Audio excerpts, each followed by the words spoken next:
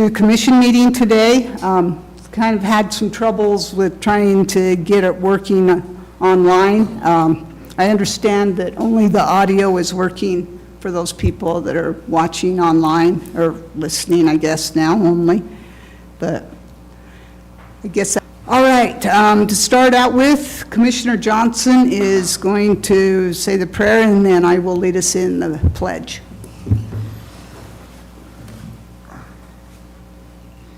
Our Father in heaven, we are thankful to be here today in our commission meeting, and thankful to be residents of Millard County and living in this great area, in this great community. And thankful for all of our residents who strive daily to do their best at whatever they're doing and support one another.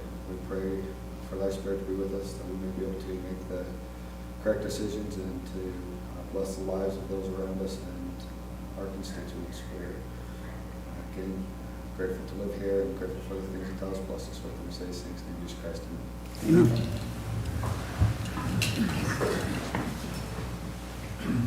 I pledge allegiance to the flag of the United States of America and to the republic for which it stands, one nation, under God, indivisible, with liberty and justice for all.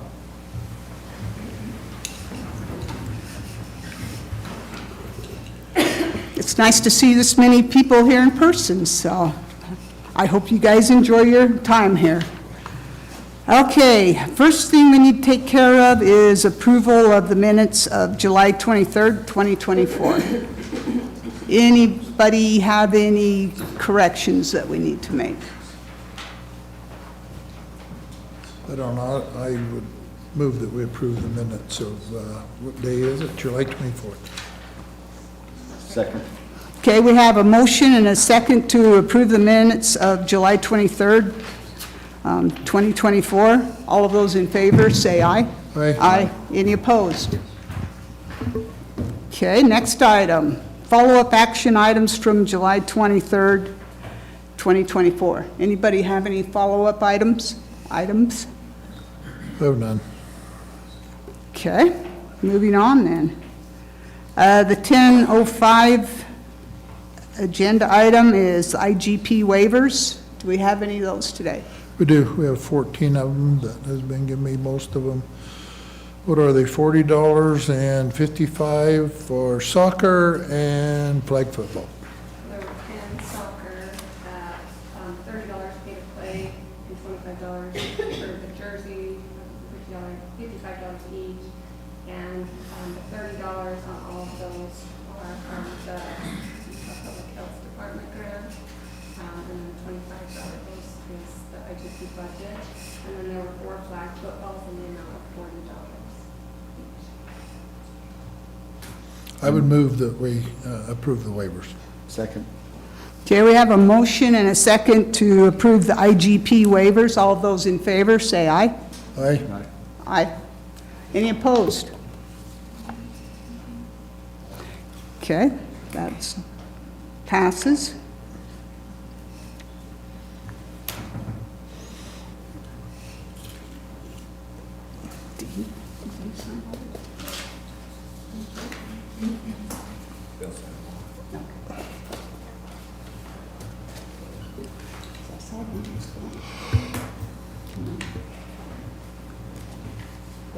Looks like he's got it. Okay, we're good. All right. Moving on to the 10:10 agenda item. Opening of bids for the Millard County EWP 2023 Spring Site and Water Crossing.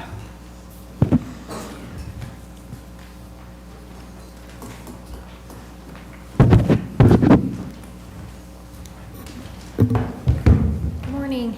Morning. Morning. So we had 4 bids submitted, 2 electronically and 2 in person. The first one is Patriot. So I'll go ahead and let Devin read that.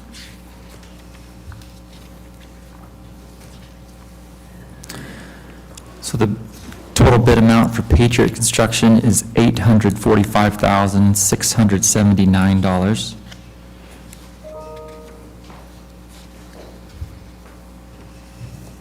And the second electronic bid, and you can keep that copy, Okay. is Phil Trapp. Who was that, Bonnie? Phil Trapp. Bill Trapp. Construction. Where's Patriot from? Where's that? Where's their headquarters? Patriots out of Honeyville, Huntsville? northern Oh, Utah. Honeyville. Mhm. Where's Trapp from?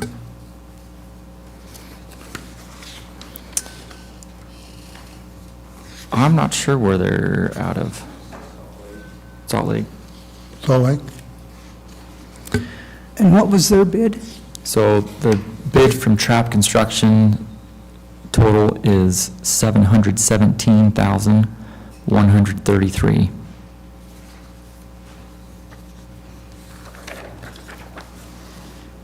Okay, and then the next bid is Perco Rock out of Cedar City.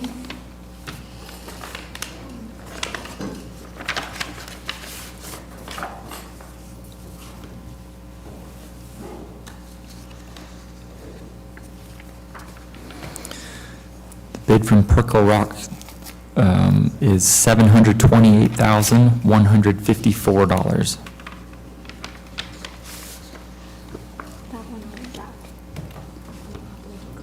Okay. And then the last bid is Carlisle Excavating.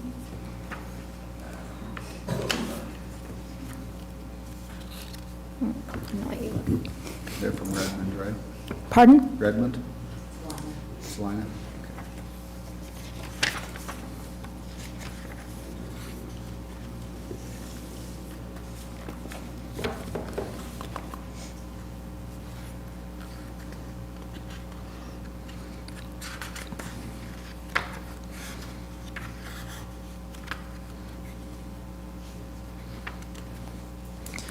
Bid from Carlisle Excavating is $626,630. So that is the apparent low is Did we have 4 or 5 bids come in? Four. Okay, 2 electronic and 2 hard copy. okay, great. The apparent low is Carlisle Excavating at $626,630.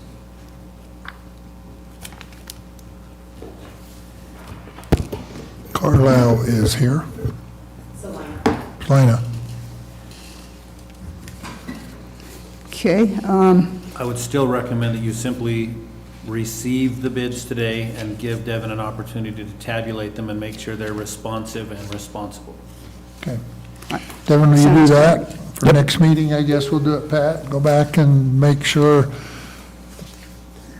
Yep. it's, We'll have a recommendation. yeah, a go formal back and make recommendation. sure that it's apples and not apples and oranges and come Right. back.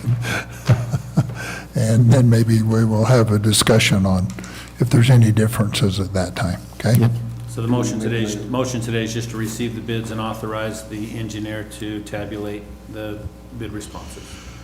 We'll make that motion that we receive the bids, authorize you, Darren, to go back and evaluate the bids and come back if there's any response. Why, we'll have a discussion next meeting, okay?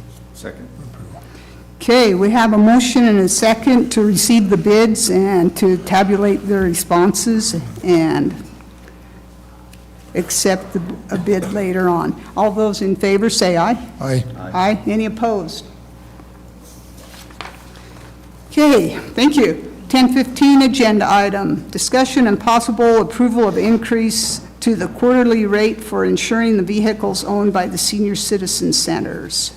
So this was on the last meeting just for discussion, but it was discussing different options to insure those vehicles. And just to remind everybody, and for the record, when we took back over the operation of the food program, we became aware that the 2 vans or bus quarterly payment to the senior citizen centers so that they could go out and just buy insurance on the market for those vehicles. But it wasn't on for action last week, so it was put on this week for discussion and possible approval.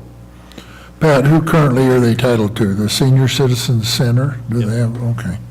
And so I talked to them last week, and they don't want them turned over and being in the county's name. They'd like them to keep them. Is there a reason for that? What's the good and bad, or? I think the good for us is, I'm not saying we really want them, but I think the good for us is 15 years down the road, they're not in the county's name, and we're not the ones having to figure out how to buy new ones. It's still the senior citizens yeah. centers that will have to figure out how to get a new one.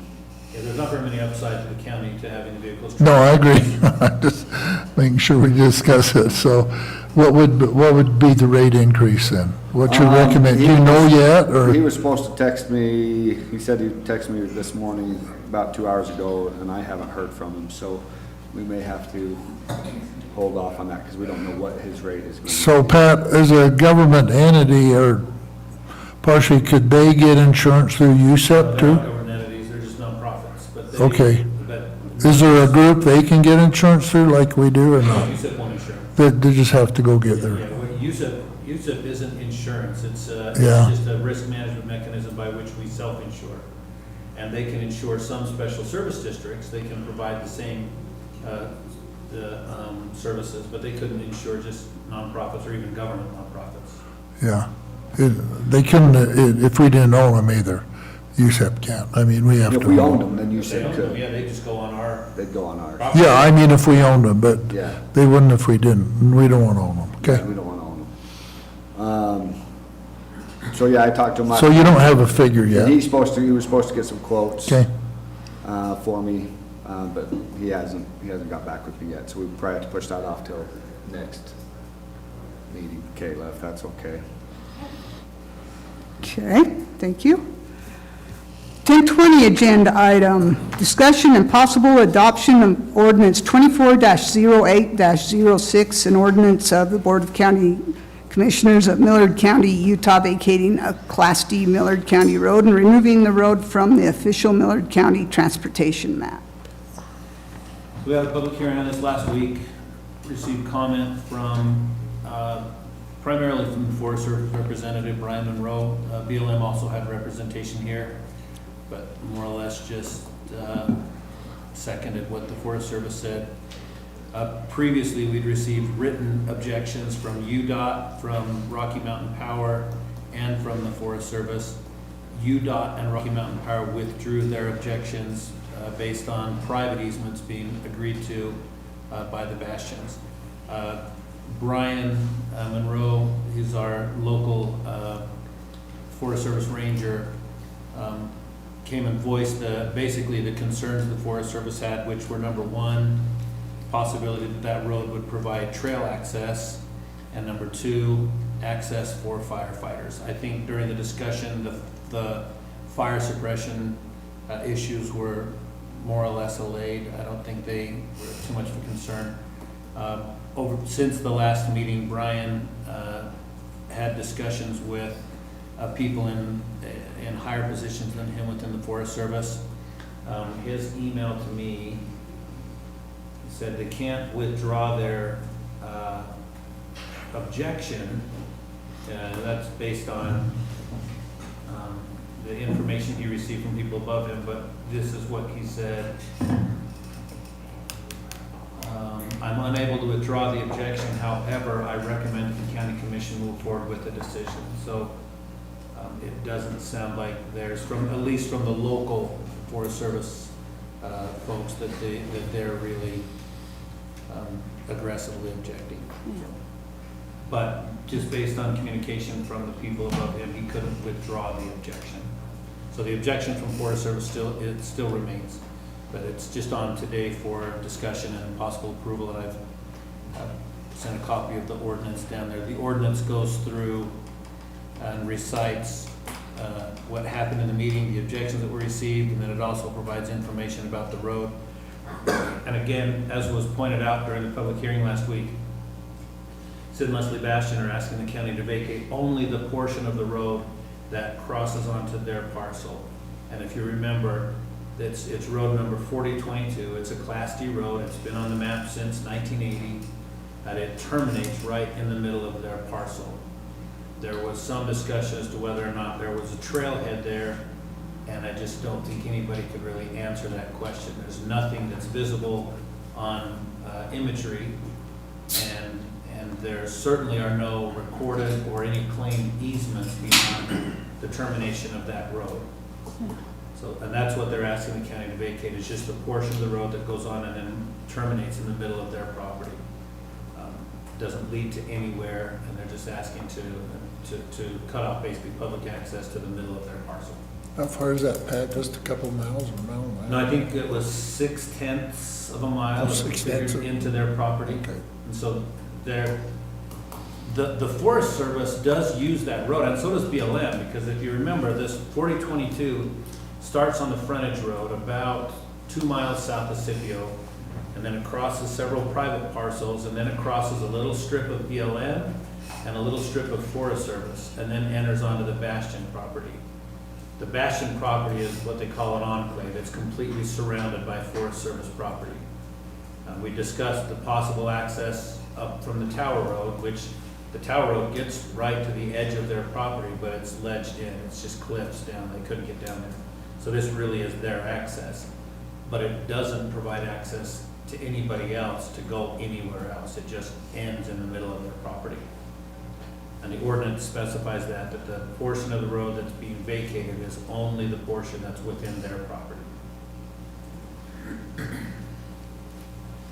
You ready for a motion? Yep, no, I'll move anybody have any further discussion? We're good? Okay, I will move that we vacate the road, You're moving to adopt the ordinance. adopt the ordinance to vacate the road for the Bastion property. Second.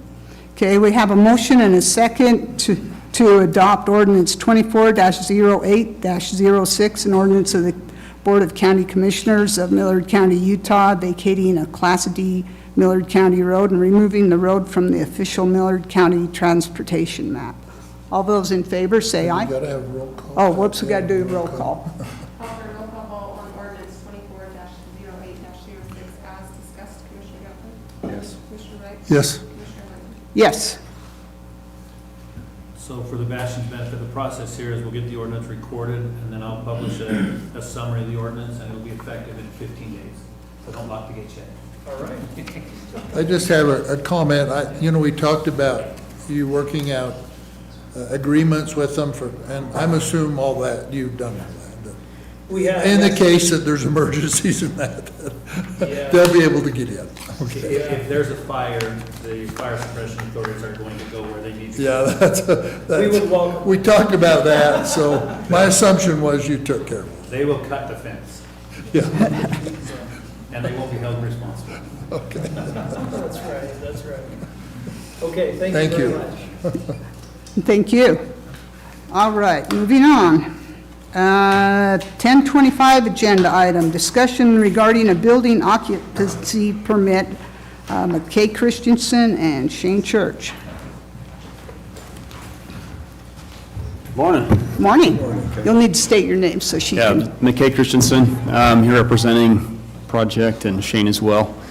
He wasn't able to make it today with us. Should be pretty short and sweet. This is more informative than anything because there's not a lot of action that can be taken today here, but I wanted to get this in front of everybody, just express some close-up items because I know last time we were in front of this body, we were commissioned to go and work with Delta City to try to see if we could have some kind of an amicable agreement for annexation.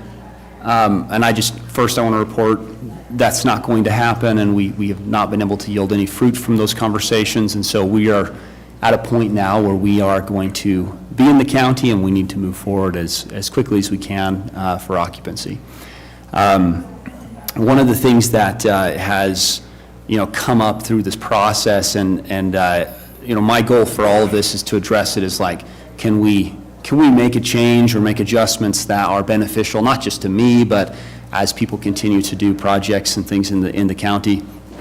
And one of those that has come up is that as of today, right now, I don't have a roadmap that I can well follow to know what is allowed for occupancy in terms of fire code. Now that being said, that's not 100% accurate. There is a baseline code we can follow that's outlined in and referenced as a base that's usually based from municipal function.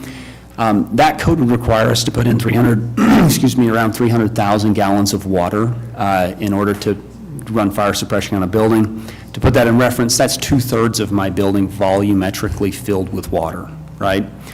And again, the challenge there is that from a cost appreciation side, it's about 50% of the cost of the entire project to put that kind of an infrastructure play in. So dramatic increase in cost. And so I kind of headed down a path trying to do some research, figuring out what can be done, what's reasonable, what's I believe safety's valuable. But how do we approach it in a way that's measurable that, for myself, but as other people look to build, if we have mass projects, then fine, $500,000 water tank or something maybe makes sense if you're doing a huge scale project. But when that becomes a small business application, that's very, very critical to the cost to actually make that project work. And so I've done a bunch of digging, and fortunately Adam's amazing, and so been able to work with him on a few things to try to figure out what could we do as a county to make it so that other individuals like myself, as they get to this point in their projects, they, one, have a heads up so they know what's coming before they start. And then two is make it so that we can encourage small business growth and encourage building sizes that will help people and young entrepreneurs get started and moving. Every business that has done anything successful or great in the world started in someone's garage, in someone's backyard, as a small idea. And some of the businesses we're bringing in, they're small, but I think there are tons of potential growth over the next 5 to 10 years. And that excites me. I've been discussing with Delta City for almost 2.5 years to some extent, projects that we've been trying to bring in. And so it's amazing to finally have something at this point.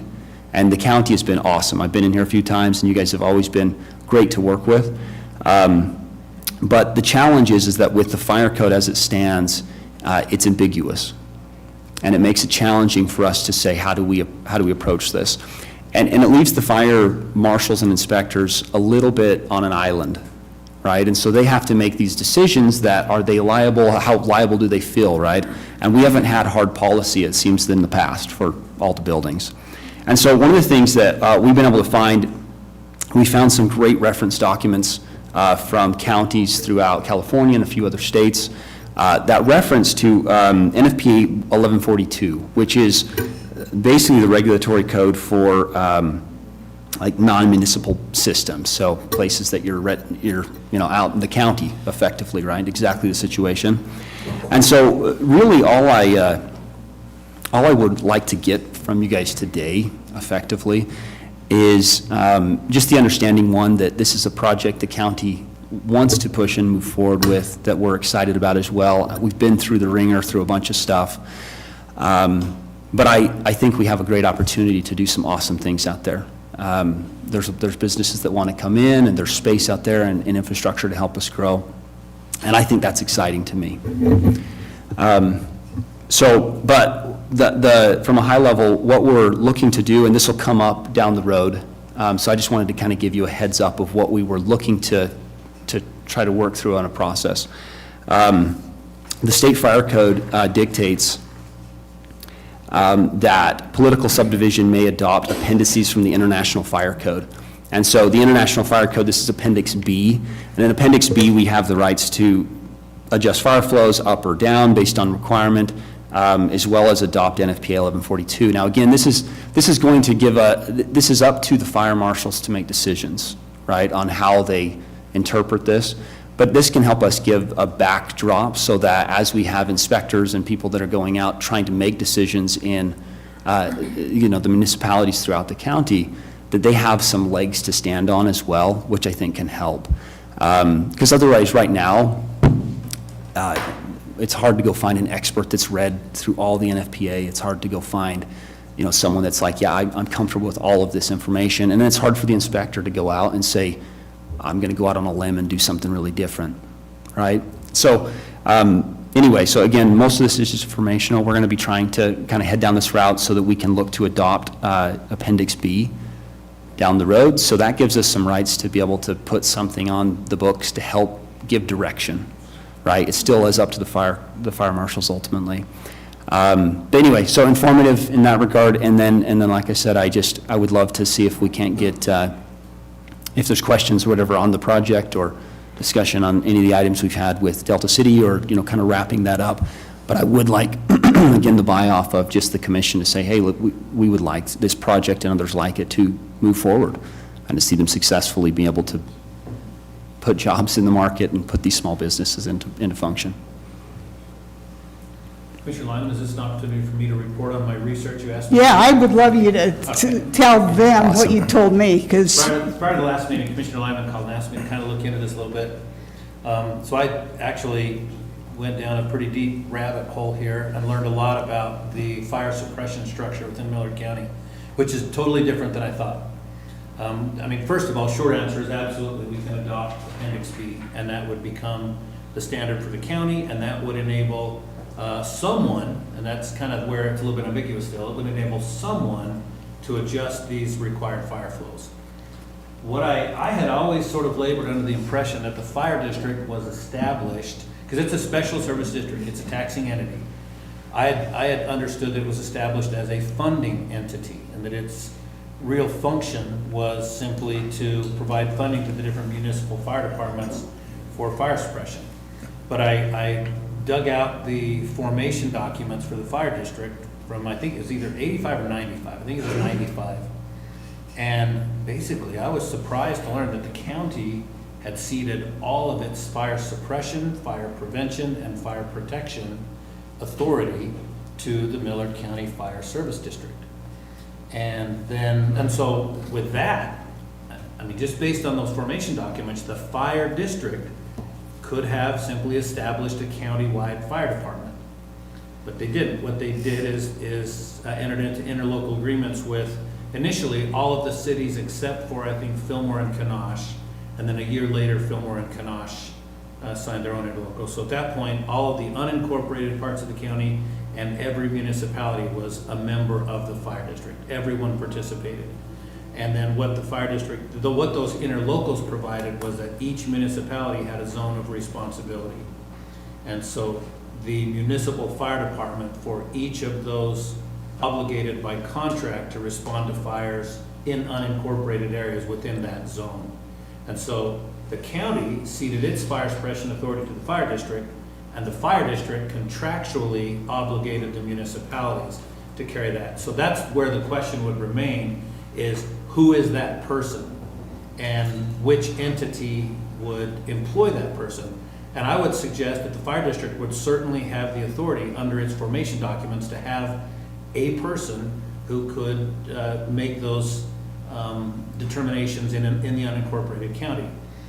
More likely, I think what they would do would just be to consider that part of the municipality's obligations. So if it's within Delta zone, the Delta fire chief or marshal would apply these standards that the county adopted and would have that authority to adjust the flow rates in a way that made sense. So.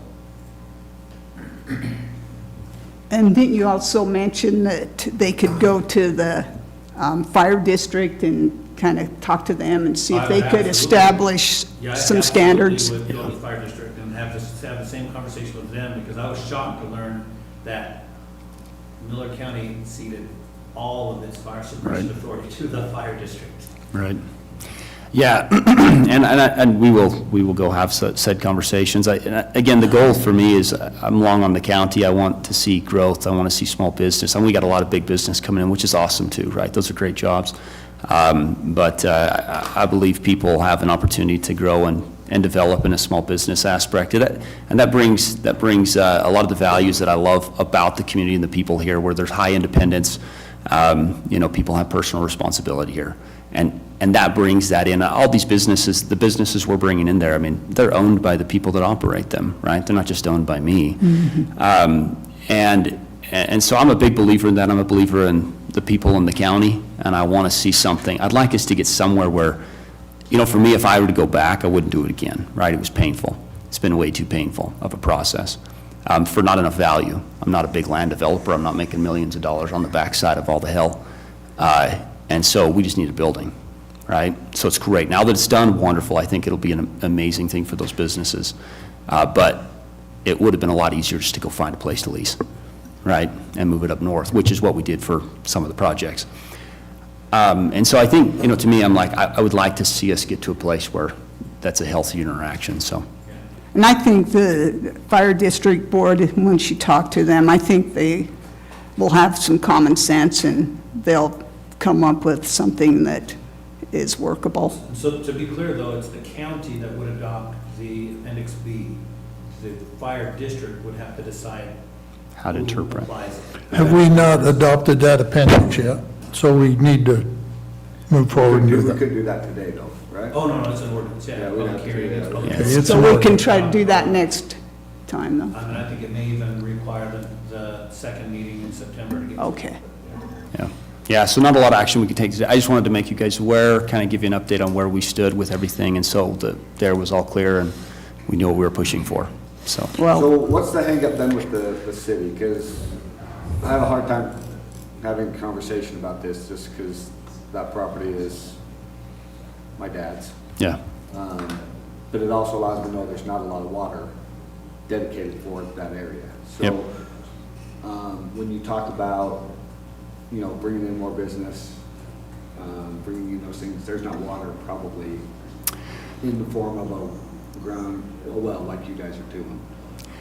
Yeah, it So would, what obviously, happened that, with the the water would be city? some of the limitation. Well, without a very long and extensive conversation, I suppose. From a high level, what the city chooses to do with its policy, I'm not 100% sure why they choose what they choose to do, but that's their prerogative.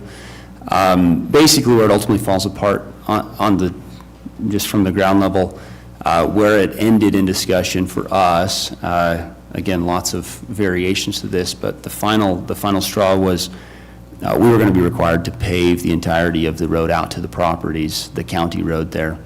And the cost in the pavement was about $500,000 for the roadway, and then we had to pave all of our roads ultimately leading in, and they weren't going to waive ultimately a lot of the curb and gutter as well. So Water out there, but just putting in the pavement. no, so the water's more expensive too. I mean, to kind of just pencil the numbers, will probably be about $60,000 in a well. I have water rights, Shane's got water rights, like, we can get water rights in addition to them, although based on state standards, actually, we have to show water usage because we're commercial. The two buildings of our setting there, actually, the challenge will be to justify a full water share, right? So we actually don't use a lot of water. You know, I know that was a big concern expressed at the beginning. It was never an actual concern. We won't use very much water flushing toilets. And so, some of the follow part there was the roadway, the water infrastructure, we were willing to put in, actually, at our cost. It would have been about an additional $100,000 for the project to do that. We were willing to eat that cost, but not eat the road cost. We couldn't afford to do You paved the main road to head south. all the way down, yeah. And then each finger that comes off. Yep, all out and around, and put in the water infrastructure, right? So the water infrastructure would have been about $150,000 minus, with us doing all the labor. Well infrastructure will be probably sub 50.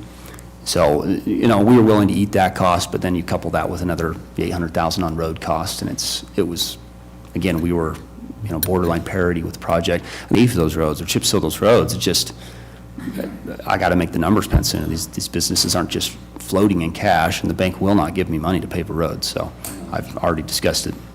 And then they weren't willing to. No, we tried to grant negotiate. Some type of, hey, 10-year thing, have them in, or.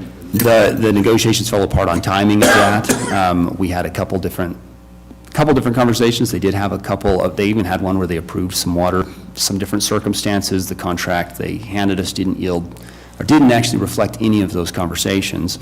A lot of water under that bridge. Like I said, I've been discussing to some extent with them for 2.5 years, projects in the county, so it's hard for me to go back on and say exactly what's the breakdown of every single piece of everything. This one, it ultimately just came down to the budgets for the project could not afford to do the road work. There was no other alternative, and they weren't willing to give us any realistic leeway. Which, I guess it is what it is. So, and that's why I know for the rest of that project and property, there's more thoughts and ideas on things, but for now, the problem we have is we need to get, I don't believe we're gonna make enough headway in a month after fighting for a year, so. Just some comments. What you brought is only a tip of the iceberg we're going to be facing. From years ago, we found out that when COVID came, we got a lot of government money to give to businesses, and they give businesses that's not the thing impeding. We probably hear this term in our county more than anything, economic development. But we cannot sustain small business and economic development with the regulation level we have. We need to find a level that's reasonable for these.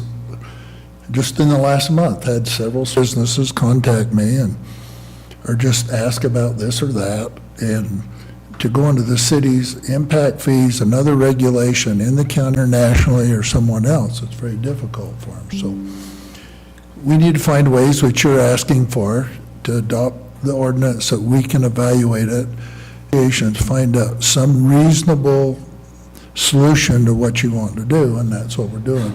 And it's not only here, it's with the law. You're not the only one that's talking to me about what I've been asked to do is prohibitive. There's just not enough value in what I want to do. And I think our county is better served. We have some really big international businesses, and we've known the effect that's had. But if we don't spawn small businesses, if we spawn families and small businesses, we won't be in as good a position, and that's important that we do that. And Adam's dealing with that every day, and we need attractive to come and get a reasonable solution to these. So we appreciate what you're bringing forward. Hope it'll help us get on that path. Yeah, thank you. So moving forward, it's adopting Appendix B, Pat, and then the fire district needs to decide on who's going to administer that. Can you put that on the agenda for, Okay, we better go month, I think it's one, we better go 17th. okay, all right, whatever, let's just get moving on it. And Okay. I appreciate Yeah, your we help. appreciate all that you've done. I'm- that don't solve it, at least it gives us a chance to get to the table to talk about what we're doing, okay? And that's my big thing. I think we have a unique position. So I own a number of businesses and some up north, and they're all different scales and sizes, and we have a great opportunity in the county to embrace and help some of these smaller businesses get started. The cost of living right now is extremely high, and that impacts heavily small business too. If you've got to pay $10,000 a month rent to go get a little place to do something simple, that's a steep over. We're in a position in the county where we're a compelling opportunity if we can help make the process less painful. And so that's what I hope with this is, like, it's not going to solve all my problems today, well, that's fine. But I'd love to see as it goes forward, there's opportunities for people to simplify the process, so. Well, economically, we think, we have economic development, and we've got this attitude, I think, that's warped. Well, we'll just give you Adam and we'll be fine. I don't agree with that. I don't think we need to give money. I don't think we need to give tax breaks. We just need to get off your back. Function. Yeah, That's what I think. You're small- That you're might be a small warped philosophy, but to go to the state and everybody else and get money to help you, I don't think works. Well, I and think most just of the get out of small your way, business guys let you want that. function. We need to have a reasonable expectation from you, and we'll be a lot better off. And that's what most of them want. They just want to go and do the Just things, wanna right? do their job. They're action-based, so. Well, I really love you guys and your support, so. Thanks, McKay. And thanks, Adam. Okay, thank you. Section 103 is the one.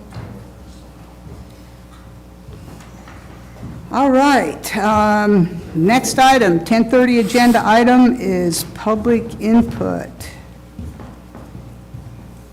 Anybody from the public want to come and address us? Ron? Mr. Draper, come on up.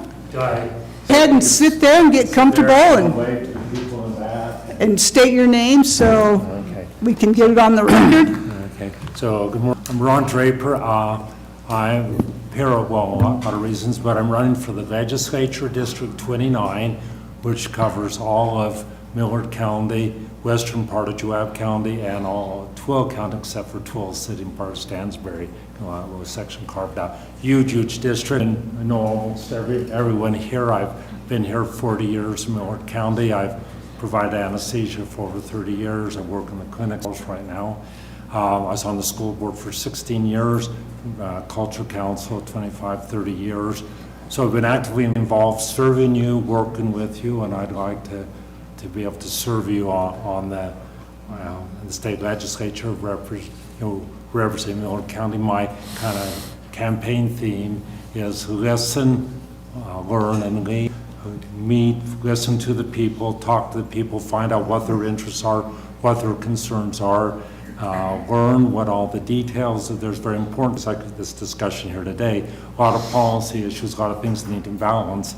If we'll continue to learn what needs to be done as the issue comes up, and then want to, in the legislature, to be able to lead for solutions that meet the needs of the majority of the people while still respecting the rights of the minority. That balance, I've served you many years. I know you listening, learning, and leading. I do have a website, Ron Draper 4 with the number 4 Utah. You can do that or contact if you call me, email me. So it's nice to be here, see how our great county commission is functioning, how democracy is working, and I'd like to continue serving you, listening to you about your needs. So I don't know if you have any questions for me, or I'll just bug you at church if I have a problem, so. it's what. I'll bug you after church, after sacrament meeting. I'll have you about that. So I try to catch up with Trevor where he's worked with you, and many of you obviously worked with you various capacities, and so want to keep working with you, listening to you. So Well, you've kept, we're in child delivery, so we appreciate that. yeah. Well, thank you. Thanks, Ron. Put it back here. So. Thank you. All right, any other people, person want to? Okay. Other business. I'll just quickly say, with respect to a couple of the appeals that we're dealing, subdivision approval appeal filed by the Drainage District. We had a hearing where the attorneys for Mr. Staples and the Drainage District argued their legal positions. The hearing officer decided that he needed to take some evidence, so it's now set for a full evidentiary hearing. They want to do it here in this chamber on September. Let me look. Make sure we've got this available.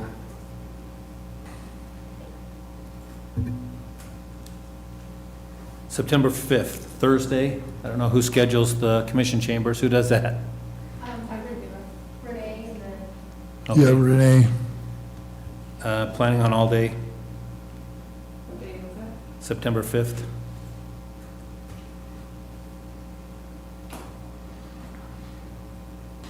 Do you know what time they're going to start? I said I think it'll be all day. I think they'll go 9 till probably sometime in the evening. I think they both got a lot. I was a little bit disappointed. I hoped that he would just decide it on the law and wouldn't need additional facts, because I think it was something he could have done, but, you know, his prerogative, and so it's kind of opened it up now to a lot of evidence that I think both sides will want to put on, that they've really distilled out of it. The question is, are the drain ditches water conveyance facilities as that is defined? And so that's what they have to decide, and the hearing officer decided that he needed to take some evidence in order to make that decision. So that's what it's scheduled for. So Pat, they've already got something in the commission room from 10 to 2 on that day. What? Oasis Accent Brand Esquire. What? Something different. what is that? It says Oasis Accent Brand Esquire. Brent Esplin is, who does he? I'll talk to these guys, I'll see if we, yeah, okay, I'll get that worked out. And then the other appeal is the employment action appeal that was scheduled for this afternoon. Finally heard back, that's been moved out to the 17th. So again, plan on all afternoon. The 17th? September 17th, that'll go from 1 o'clock till probably 5 or 6, so just prepare for that. Okay. And that's all I've got. Anybody else? I have something. Wingett called me, and he couldn't be here because there were chipping roads out by Garrison, but he was telling me that they can get parts for their equipment and things out of state a lot cheaper than they can get it in state usually. They go online. And anyway, what he's wondering is, the county road department's credit card limit is $5,000, and he was wondering if we would dollars so that he can make some of these bigger purchases, and he says they'll save a lot of money if they can do that. Anyway, I thought I would ask Auditor Smith what she thought about that first of all. We do have a couple of credit cards that have the $10,000 limit. It's still under the purchasing threshold of 15. If it's something the board wants to pursue, I would be okay with that. Okay, thank you. Is this to make like a new transmission that's $8,000 or something? Yeah, things Or like are you that. gonna be buying a bunch of little bulk parts and No, storing this type is thing? for big items. No problem, no. We're underneath the thing, but if he just needs to do his due diligence and make sure that, that he needs to compare prices. Yeah, I think If we can he knows do that. Yeah. I will re-emphasize that. And it don't always need to be a credit card, depending, because a lot of those companies will invoice us, Yeah. so we wouldn't need a credit card. So it's not like we have to have a credit card. Yeah, but So, there's some and that that's what probably I don't do know. want I mean, credit.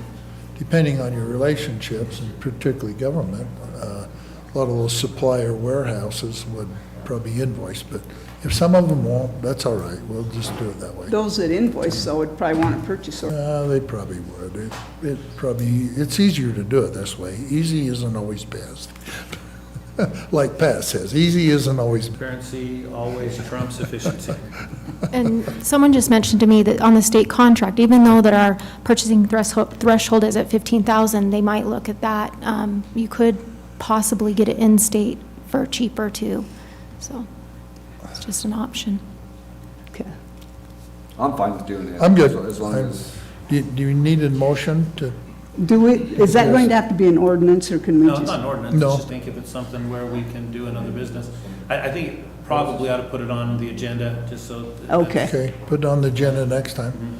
If you comments back. No, I don't think, I gotta jump on a hearing real quick, but I'll be Yeah. right back. I Okay. don't think we have a closed meeting today. Yeah, okay. All right, so we'll get that on the agenda for next time. Anybody else have anything? All right, next, discussion and possible appointment to various county boards. Here's a quick letter for the Millard Karen Rehab Center. They have, what's her name? Shamo is leaving on a mission, and she's on the board, Bonnie. And by their bylaws, originally, we thought we need to advertise, we don't. They're able to select and recommend. This is the discussion they had at the last board meeting. They we had a couple of people that said they'd like to serve. They took those names, had a discussion, and they've asked me to support Michelle Bird as a new appointee. So I think we need to have some discussion, but I'll make the motion that we second. appoint her. I don't know. She's, Ask questions. yeah, I think But she's. this is a County rehab. Karen Rehab. All of those in favor, say aye. Aye. Aye. Any opposed? Okay. Are you going to get a hold of? Yeah, we'll do that. They Okay. had previously asked her if she'd be willing, and they will go ahead and appoint her, okay? Okay.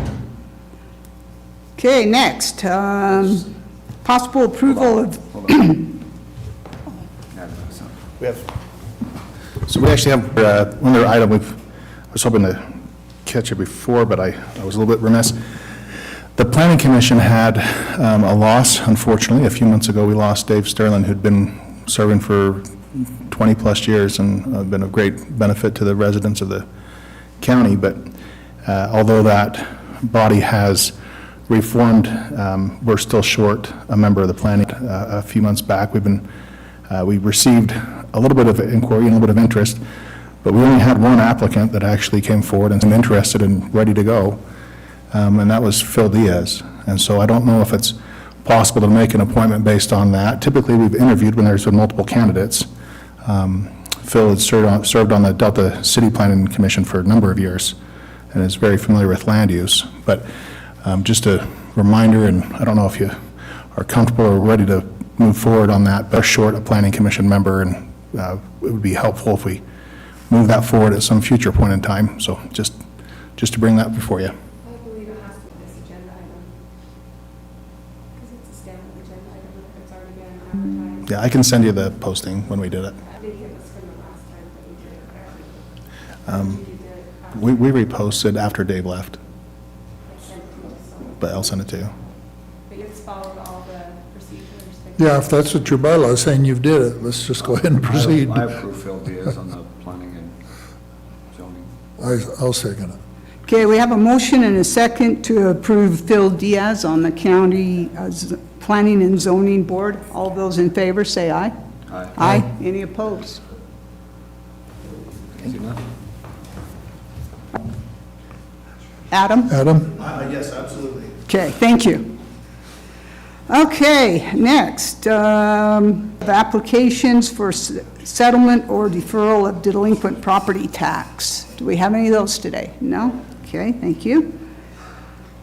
Discussion by each commissioner, county attorney, elected official, and secretary. I guess I can just report that we did recount on the C2 race, and for Millard County, our results for that canvas was exactly the same as our original canvas. And that's what I expected, because you guys do a great job. It's just how good you are, Marky. Yeah. So I've heard that he's got a lawsuit going because it's statewide. There's like around 1,000 ballots that were mailed in too late, postmarked late. Yeah, so what they're contesting. Do we have any of those? We have one. They're contesting the ballots that were sent through Vegas and postmarked too late from Vegas.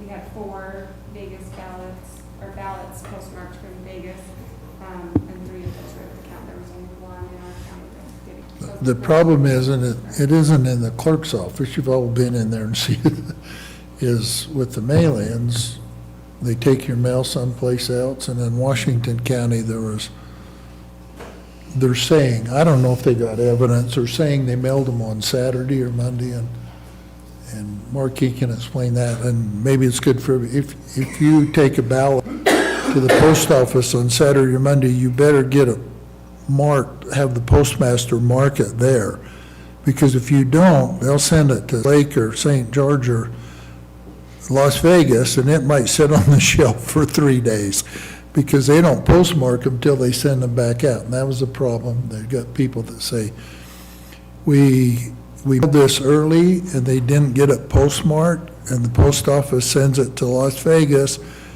and it sat there for a couple days, and then when they send it back, they postmark it, and it was after, and that's kind of the root of the contention. But Marky, as she says, if you want to make sure it's postmarked, if you're only a couple, postmaster will stamp it, just ask the person. if you ask them.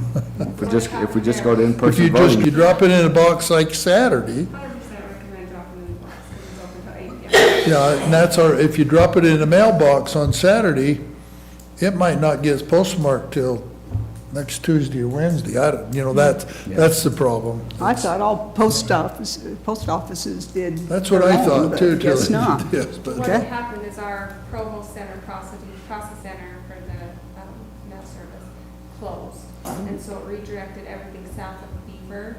Their processing center is in Vegas, and then everything from Beaver was Salt Lake. But we have Garrison, it was an 847. That's what they based it off of, was zip codes. And so that's why we had some, because Garrison then rerouted to Vegas. But I see. Well, thanks. Okay, possible Board of Equalization discussion and/or action. Okay, thank you. Possible review of county policies and contracts.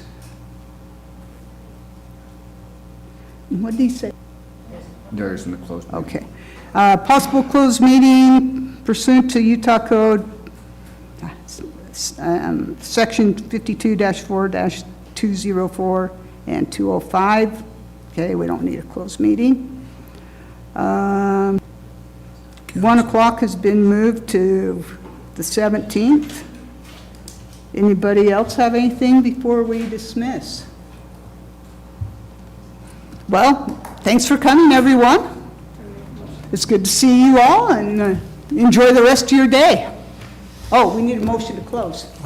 Second. Okay, we have a motion and a second to adjourn. All those in favor?